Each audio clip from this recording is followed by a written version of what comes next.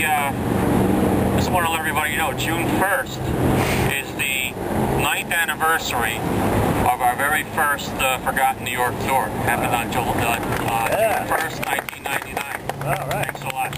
What we did was we walked down Broadway in Brooklyn.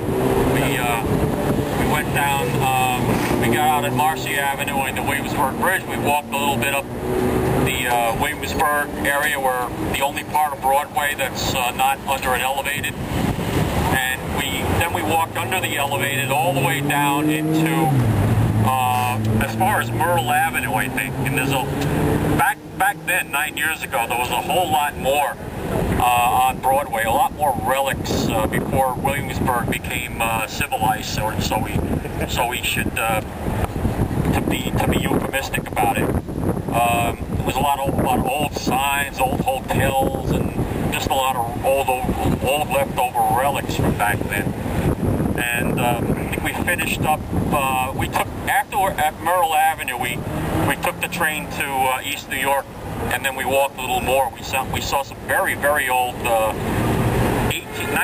19th century ads, signs that were painted on the sides of buildings back down there. There was something for like a wax manufacturer, a candle manufacturer, and there was all kinds of, that was back when the Ridgewood Theater on Howard Avenue and Broadway was yet to be rehabilitated, and it looked like Beneath the Planet of the Apes. It was all very decrepit and falling apart. Now it's a school. Now they've rebuilt the whole thing. Back then, you know, it was sort of like an urban legend how much in tough shape this thing was. And then we wound up at the East New York station where the L, the A, the J all come together. We took the J back to Williamsburg, and this was back when Williamsburg was very relaxed and very quiet. And we walked into a bar, and there was a dog in the bar, and we just hung out and had drinks for about an hour or two.